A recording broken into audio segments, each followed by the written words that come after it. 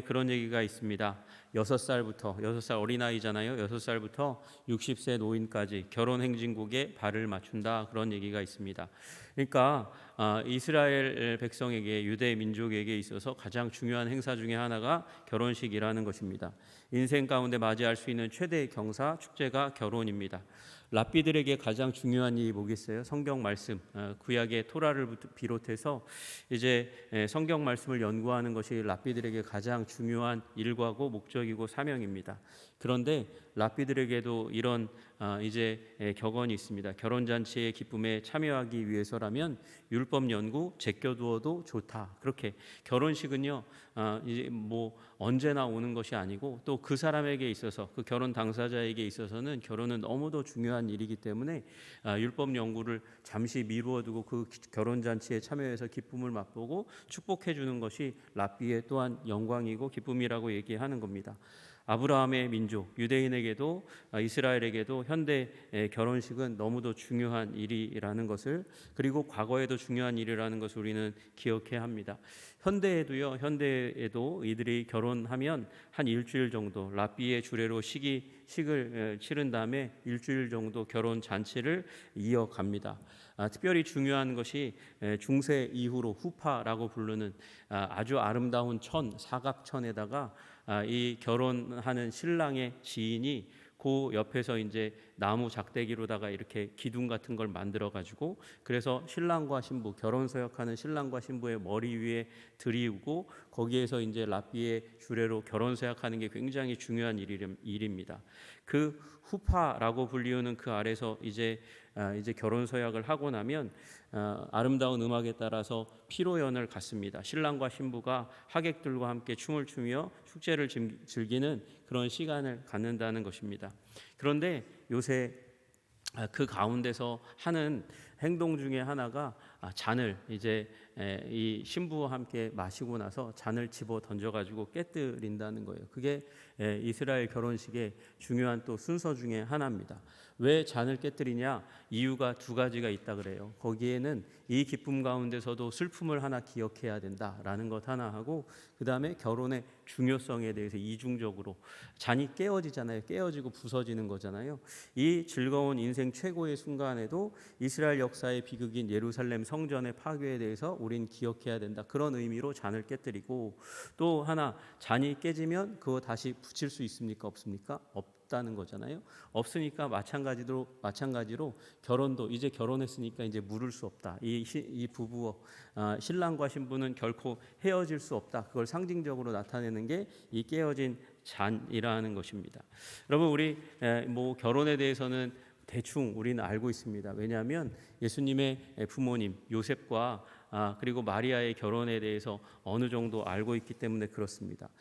보통 부모님에 의해서 신랑과 신부가 이제 정해지고 정혼 또는 약혼이라고 부르는 그런 시기가 있습니다. 그리고 1년 동안 이 정혼한 약혼한 부부는 법적인 효력은 결혼한 부부와 같지만, 이제 신랑은 신부를 맞이하기 위해서 1년 동안 굉장히 많은 준비를 척척척척 해내서 마지막에 이제 데려오는 절차를 결혼식과 함께 더불어서 이제 치루어야 되는 것이 신랑과 신부의 1년 동안 정혼한 이 부부의 역할입니다.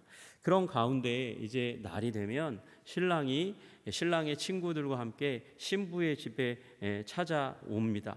그래서 신랑과 신부가 만나고, 그리고 신부를 데리고 신랑의 집으로 가는데, 신부의 집에서 보통 일주일 정도 머무릅니다. 문제는요, 이 신랑이 언제 올 거라는 걸 대충은 알지만 정확한 시간은 알 수 없다는 게 문제입니다. 알렉산더 핀들레이라는 분이 팔레스타인을 방문했는데 갈릴리 마을 근처를 지나다가 한 10명 넘는 아가씨들이 악기를 연주하면서 춤을 추는 광경을 보게 되었답니다. 그래서 저들은 누구인지 뭘 하는 건지 가이드에게 물어봤더니 신부 친구들이 신랑을 기다리는 그런 장면이라는 거예요. 그래서 그러면 저 결혼식이 있는 거니까 잠깐 내려가지고 그래서 저 결혼식 구경하다 가면 안 되냐고 그렇게 물었더니 그 가이드가 손사래를 치면서 하는 얘기가 이런 얘기입니다. 결혼잔치가 잔치가 오늘 저녁에 시작될지, 내일 저녁에 시작될지, 혹은 그 주일 이내에 언제가 될지 아무도 모릅니다. 아무도 모릅니다. 그건 신랑이 준비되면 신랑 친구들과 함께 오는 거기 때문에 불가하다, 그렇게 얘기하더랍니다. 왜요? 여행 기간은 정해져 있는 거고 신랑과 그 친구들은 언제 올지 모르니까 여기 신부가 기다리고 있다고 해서 결혼식이 시작되는 그 광경을 볼 수 없다는 거예요. 여러분, 팔레스타인의 중산층의 결혼식의 한 특징 중에 하나는 신부 측이 방심한 틈을 타서 행하는 것, 예기치 않은 그런 상황 가운데 갑자기 오는 것, 그래서 깜짝 놀라게 하는 서프라이즈 파티 같이 하는 게 그게 전통이라는 거예요. 여러분, 그런 상황 가운데 이제 신부와 신부들의 친구들이 기다리고 있는 장면이 오늘 성경의 장면입니다. 그리고 오면 일주일 동안 그 신부의 집에서 함께 먹고 마시며 즐거워하며 춤추며 그 결혼을 높이고, 그리고 그 가운데서 신랑과 신부를 왕자와 공주로 칭하면서 그렇게 높여주는 기간을 보냅니다. 여러분, 이 반역이죠, 반역. 왕이 아닌데 왕의 자제들이 아닌데 왕자와 공주라고 부르는 것 자체는 만약에 우리나라였다면 이 반역입니다. 반역에 행동하는 그런 일입니다. 그러나 이 결혼식에는 그렇게 신랑과 신부가 최고의 주인공이 되는 거니까 그렇게 높여주는 그런 일들을 하게 됩니다. 그래서 이 결혼 예식은 온 마을이 총 출동하는 일이고 결혼식을 중심으로 해서 마을의 시간표가 진행됩니다. 그런데 문제는 신랑의 친구들이 갑자기 어느 순간에 들이닥치게 되고, 그때 준비되지 않은, 오늘 예수님의 말씀에 따르면 준비되지 않은 상황 가운데 있는 신부의 친구들이 결혼식에 들어가지 못하고, 결혼식에 들어가지 못할 뿐만 아니라 일주일 동안 신부의 아버지의 집에서 진행되는 그 피로연 가운데도 들어가지 못해서 냉대받는 일이 일어나게 된다는 것을 말씀하고 있는 것입니다. 여러분, 신랑의 친구들이 올 때 멀리서부터 마을 어귀에서 기다리는 거거든요. 마을과 마을이 다르면 마을 어귀에서 신부와 신부들의 친구들이 기다리고, 저쪽에서 넘어오면서 신랑의 친구들이 외칩니다. 보라, 신랑이로다, 신랑이 오는도다. 그렇게 외치면 그 밤이라 할지라도 그 신부의 친구들이 나와서, 특별히 갑자기 오는 거니까 밤에 오는 일이 많을 거잖아요. 그 어두워진 길 그 가운데 등불을 밝혀야 했습니다. 그래서 신랑과 신랑의 친구들을 맞아 드려야 했습니다. 그런데 오늘 본문 가운데는 그렇게 사이좋게 신부들의 친구들이 함께 시간을 보내다가 마지막 순간에 신랑이 오는도다 하는 말을 하고 있을 때 자기의 기름통에 등불을 밝혀야 되는 그 등불 호롱에 이 기름이 다 떨어진 것을 발견하고 달라고 하는데 정말 당황스러운 그런 순간이 오게 되는 거죠. 방금 전까지 같이 이야기했거든요. 방금 전까지 음식을 나누어 먹기도 하고 같은 마음으로, 신부와 같은 마음으로 신랑과 신랑의 친구들을 기다리는 마음을 가지고 있었는데 무슨 일이 일어납니까? 9절에 보니까 우리와 너희가 우리 등불이 꺼져가니 너희 기름을 좀 나눠달라, 그렇게 얘기했는데도 불구하고 우리와 너희가 쓰기에 다 부족할까 하노라, 차라리 파는 자들에게 가서 너희 쓸 것을 사라, 그렇게 얘기하는 당황스러운, 기름을 나누어 줄 수 없다고 하는 그 상황이 발생하게 되는 거예요. 여러분, 그러니까 이 거절당한 신부의 친구들이 어찌할 수가 없어서, 자기 등은 들고 있는데 등불을 켤 수 있는 기름은 없으니까 결국은 냉대를 받듯이 그렇게 이 얼굴을 굳게 하고 거절하는 신부의 또 다른 친구들의 거절을 면전에서 겪고, 다녀온 사이에 그 신부의 아버지의 집의 문을 닫히고 결코 들어올 수 없게 되는 일들이 일어났다고 얘기하고 있습니다. 그러면서 예수님이 이 예화를 통해서 하시는 말씀이 너희는 그날과 그때를 알지 못하느니라, 그러므로 깨어 있으라, 그렇게 말씀하고 계세요. 여러분, 오늘 이 본문 가운데 말씀하시는 대로 깨어 있으시는 저와 여러분들 되시기를 주님의 이름으로 축복합니다. 깨어 있지 않으면 하나님 나라에 들어갈 수 없고 그 잔치에 기쁨을 맞이할 수 없다, 그렇게 말씀하십니다. 여러분, 오늘 본문의 시작 가운데 말씀하실 때 그때의 천국은 마치라고 말씀하시면서 천국의 비유라는 것을 말씀하세요. 예수님이 이 땅 가운데 계시면서 하신 거의 모든 비유는 다 하나님 나라 천국에 대한 이야기입니다. 여러분, 그러므로 이 말씀을 통해서 우리 천국에 합당한 삶 살기로 결단하시고 준비하시고, 그래서 깨어있는 저와 여러분들 되시기를 주님의 이름으로 축복합니다. 이 말씀을 보면서 우리는 두 가지 인사이트를 발견해야 됩니다. 여러분, 중요한 것 하나는 뭐냐면, 너무 늦으면 얻고 싶어도 그 순간 너무 늦으면 얻을 수 없는 무엇인가가 있다는 것을 우리에게 말씀하십니다. 너무 늦게는 안 되는 거예요. 미리 준비해야 한다는 것입니다. 여러분, 우리가 신앙생활 똑같이 합니다. 똑같이, 여러분과 제가 똑같이 신앙생활합니다. 그런데 어떤 사람은 이 땅 가운데서도 하나님 나라를 누리고 그리고 영원한 천국에 들어가게 될 것이고요. 어떤 사람은 이 땅 가운데서도 천국을 누리지 못하고 그리고 마지막 날에도 하나님 나라에 들어가지 못하는 일이 있게 될 것입니다. 여러분, 너무 늦으면 안 됩니다. 여러분, 미리 준비할 수 있는 저와 여러분들 되시기를 주님의 이름으로 축복합니다. 그리고 누구에게 빌릴 수 없는 것이 있다는 것을 우리는 기억해야 합니다. 여러분, 우리 이 다섯 처녀들이 또 다른 다섯 처녀들에게 기름을 나누어 달라고 했는데 나누어 줄 수 없다고 얘기해요. 여러분, 우리의 인생 가운데서 많은 것을 빌리고 꾸고 그리고 체험받으면서 기대어서 살 수 있는 그런 많은 이 요소들이 있습니다. 많은 것들을 빌릴 수 있습니다. 심지어 생명과 같은 물질도 빌릴 수 있습니다. 그러나 여러분, 빌릴 수 없는 것이 있다는 것을 말씀하고 계세요. 여러분, 빌릴 수 없으니까 내 것을 가져야 돼요. 이것만큼은 내 것을 가져야 된다고 말씀하십니다. 그것이 무엇입니까? 오늘 본문에는 기름이라고 말씀하세요. 여러분, 기름을 준비한 슬기로운 처녀들처럼 여러분도 꼭 갖춰야 될 하나님 나라에 들어가고 이 땅에서 하나님 나라를 누리게 하는 그 기름에 해당하는 것을 여러분 다 소유하시는 저와 여러분들 다 되시기를 주님의 이름으로 축복합니다. 여러분, 이 기름이 무엇일까요?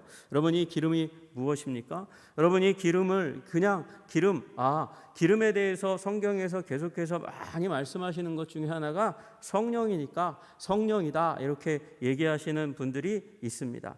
여러분, 성령이라고 그렇게 믿어도 크게 문제는 없을 수 있어요. 그러나 여러분, 성령이라고 얘기하는 분 중에서 극단적인 얘기를 하시는 분들이 가끔 있어요.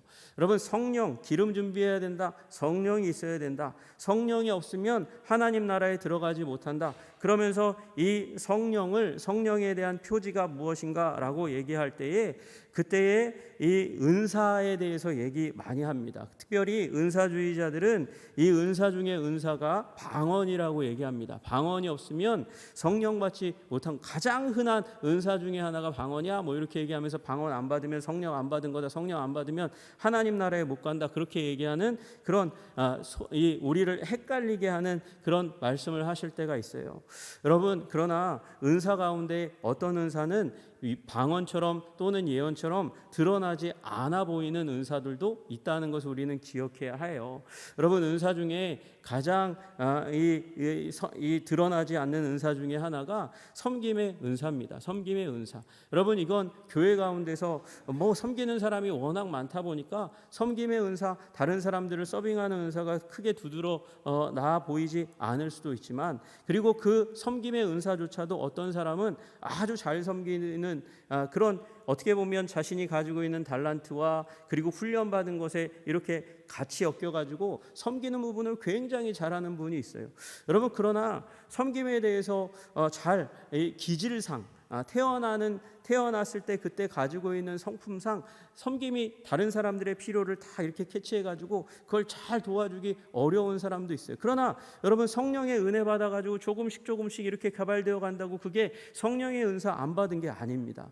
여러분, 우리 이 성령에 대한 부분을 겉으로 드러나는 은사, 예언이나 방언 같은 것으로 그렇게 얘기해서는 안 되는 거죠. 여러분, 이 은사주의자들이 얘기하는 대로 뭐 이 은사가 성령 받았다는 표지 중에 하나이지 그것이 본질이 아닙니다. 여러분, 또 카톨릭에서는 뭐라고 얘기하냐면 이 기름은 다른 게 아니라 하나님 나라에 들어가기 위해서 여기에서 얘기하는 기름은 선한 행위입니다. 그렇게 얘기하는 사람들이 있어요. 여러분, 우리 예수님의 비유 가운데서도 그런 비유가 있잖아요. 이 어떤 사람에게는 너 나한테 해준 게 아무것도 없어. 찬물도 나한테 물도 준 적이 없고 섬긴 적도 없고. 그런데 또 어떤 사람에게는 네가 나에게 물도 주었고 먹을 것도 주었고 사랑의 행동들을 한 것에 대해서 나열해요. 제가 언제 그랬어요? 지극히 작은 자 한 사람에게 한 것이 나에게 한 것이야라고 얘기하시는 그 예수님의 말씀을 우리는 보게 되면서 착한 행실을 해야 되는구나. 여러분, 그러나 여러분, 우리는 또한 요한복음 첫머리에 하나님 나라에 들어가기 위해서는 거듭나야 한다는 말씀을 우리는 보게 됩니다. 여러분, 그래서 이 성령과 선한 행위를 묶는 것은 다시 얘기하면 믿음입니다. 믿음이 있어야 한다는 사실을 우리 기억해야 돼요. 여러분, 믿을 때에 성령이 임하시는 줄로 믿으시기를 주님의 이름으로 축복합니다.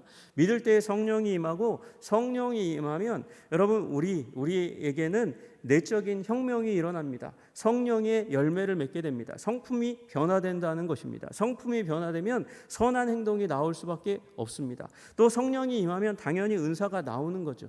보이든 안 보이든 상관없이 은사가 드러나고 나타나고 또 속에 숨어 있다 할지라도 성령 받으면 은사가 나타나게 선물이 그 성령을 주시는 하나님으로부터 우리에게 임하는 줄로 믿으시기를 주님의 이름으로 축복합니다.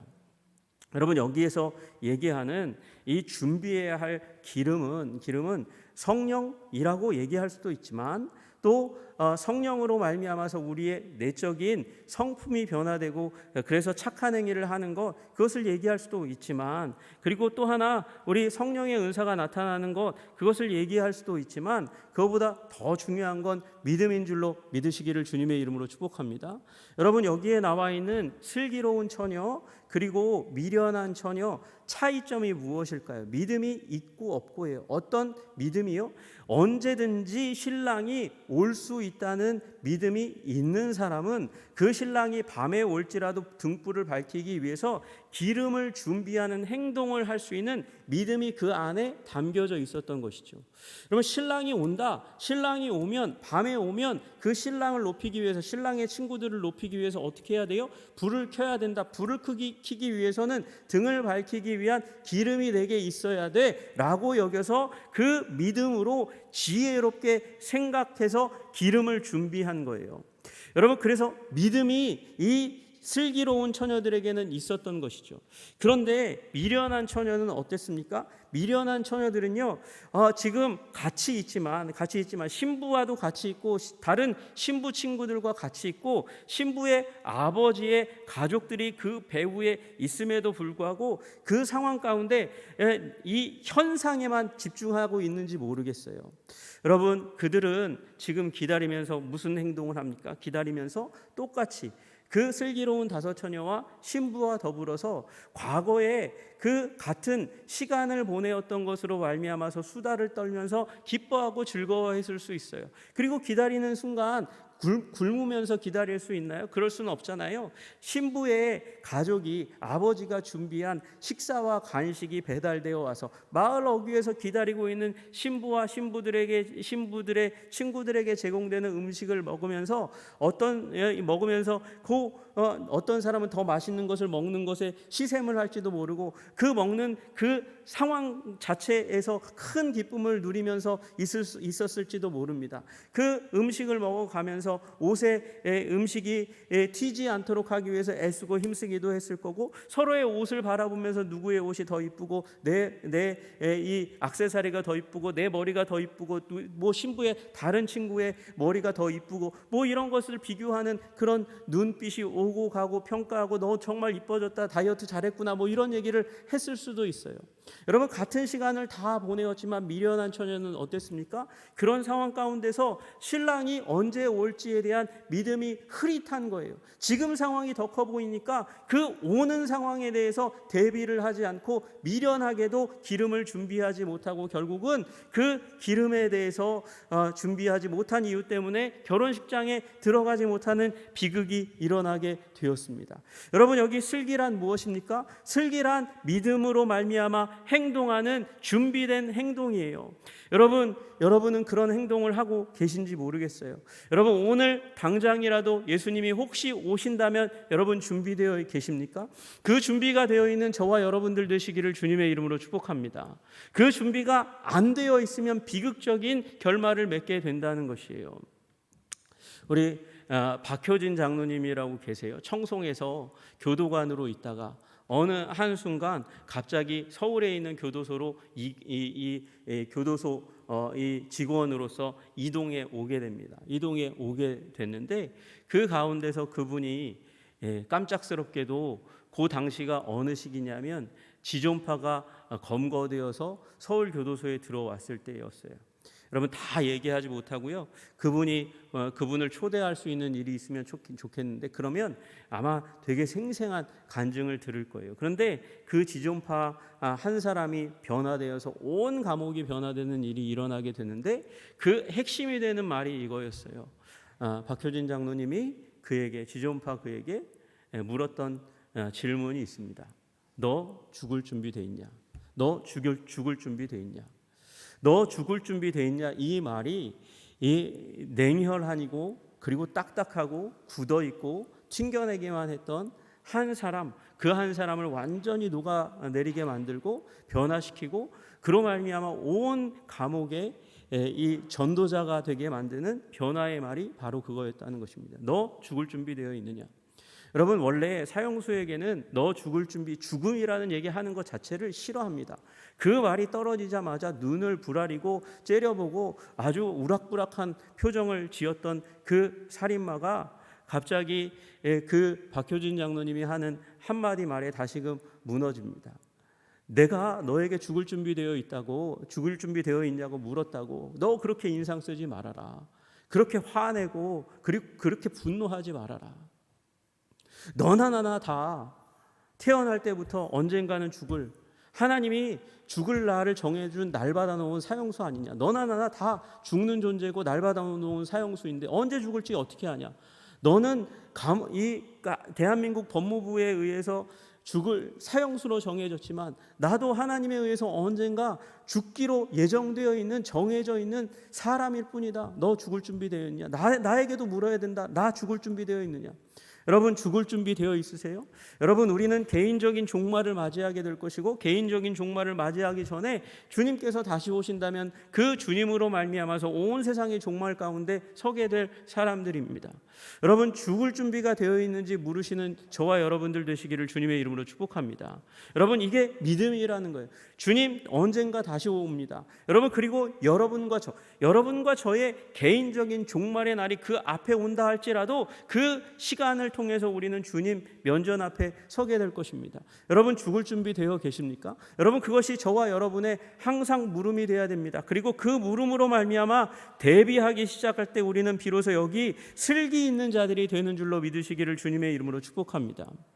여러분, 그리고 또한 이 하나님의 나라는 우리가 죽은 이후에만 가는 나라가 아니에요. 하나님의 나라는 우리 예수님의 임재로 말미암아 십자가 사역으로 말미암아 시작되었습니다. 결정적으로 시작된 줄로 믿으시기를 주님의 이름으로 축복합니다.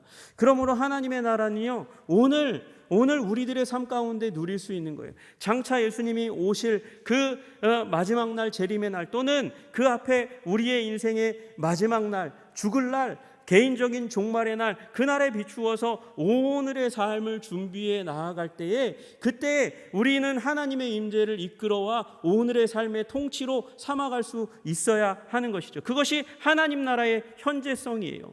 하나님의 나라는 하나님의 통치권입니다. 하나님이 다스리는 것입니다. 하나님이 다스리는 삶, 그 삶을 오늘 내가 장차 오실 예수님의 삶을, 예수님의 임재를, 재림을 끌어들어와서 오늘 살아가고 있는가? 그걸 물어야 하는 것이죠. 여러분, 그러므로 말미암아 오늘 거룩한 삶 사시기를 주님의 이름으로 축복합니다. 그것이 의의 삶이에요. 제가 자주 하는 말씀이 그거잖아요. 오직 우리 하나님의 나라는 먹고 마시는 거, 그게 풍성하고 맛있고 비싼 음식 먹는 거, 그것으로 천국과 같구나, 그렇게 얘기하는 게 아니라는 것입니다. 우리의 삶의 환경이 바뀌는 거, 그것 때문에 천국이 오는 것이 아니라는 거예요. 천국은 성령 안에서 의와 평강과 희락의 나라입니다. 여러분, 성령님께서 오늘 나의 마음을 감동시켜서 믿음으로 말미암아 주님께서 장차 오실 그 날에 합당하게 나의 인격을 변화시켜가는 것, 의롭게 되어가는 그런 과정들 가운데 서는 것. 여러분, 하나님의 나라는 잔치이죠. 잔치의 기쁨이라는 거예요. 여러분, 그날 바라보면서 오늘 이 땅 가운데서 이 당하고 있는 환난과 고통과 아픔을 기쁨으로 치환할 수 있는, 하나님, 이 땅 가운데 내가 예수 그리스도를 위해서 고난받고 고통하고 아파하고 고민하고 그리고 냉대받는 것이 장차 하나님 나라에서 내가 받게 될 영광스러운 왕관이라고 여기게 된다면, 여러분, 오늘의 고통도 고통으로 끝나는 것이 아니라 기쁨으로 변화되는 일이 일어날 줄로 믿으시기를 주님의 이름으로 축복합니다. 그리고 그 가운데 우리 다시 오실 그 하나님을 바라보면, 오늘 당장 오셔도 부끄럽지 않다고 한다면 오늘 하나님과 나는 바른 관계 가운데 있는 것이죠. 화평의 관계 가운데 있는 것이에요. 여러분, 오늘 지혜로운 삶을 사는 것, 슬기로운 삶을 사는 것, 그것은 신랑이 올 것에 대해서 대비하고 준비하고 그 오는 순간에 나의 시간표, 삶의 목적을 어레인지하고 바꾸고 조정하는 것, 그것이 슬기로운 삶인 것처럼, 여러분, 우리 예수님께서 다시 오신다는 사실을 굳게 믿으시는 저와 여러분들 되시기를 주님의 이름으로 축복합니다. 굳게 믿고 그 마지막 날에 합당하게 오늘의 삶을 준비하고 대비하고 아름답게 하고 거룩하게 하고 온전하게 하는 삶을 살아가는 것, 여러분, 그 믿음에 의해서 지배되는 삶, 다가올 신랑에 의해서 자신의 삶을 준비하는 것처럼 오실 예수님에 의해서 나의 삶을 준비하고 대비하고 슬기롭게 하는 삶을 사시는 저와 여러분들 되시기를 주님의 이름으로 축복합니다.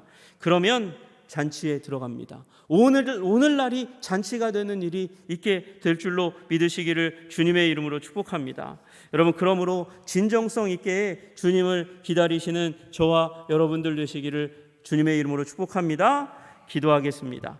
하나님 아버지, 감사하고 찬양합니다. 우리 슬기로운 처녀들처럼 다가올 이제 오게 될 그 신랑과 신랑의 친구들의 그 오게 됨을 마음 가운데 그리며 생각하며 확신하며 오늘을 살아가는 자들이 될 수 있도록, 순간을 대비하는 자들이 될 수 있도록 주님 도와주시고 인도하여 주시옵소서. 하나님, 오늘에 너무 몰입하다가 그 즐거움에 또는 시샘에 또 우리가 먹고 마시고 거주하는 그것에 마음이 뺏기다가 그러다가 이 신랑이 오는 것을 놓쳤던 이 미련한 처녀들처럼 오늘 우리들의 삶 가운데 있는 여러 가지 고민되고 우리를 복잡하게 하고 힘들게 하는 현실적인 문제들로 말미암아 오실 주님을 향한 믿음을 놓치고 대비를 놓침으로 말미암아 미련하게 되는 일이 일어나지 않도록 주님 우리를 지켜주시고 보호하여 주시옵소서. 예수님 이름 받들어 기도드리옵나이다. 아멘.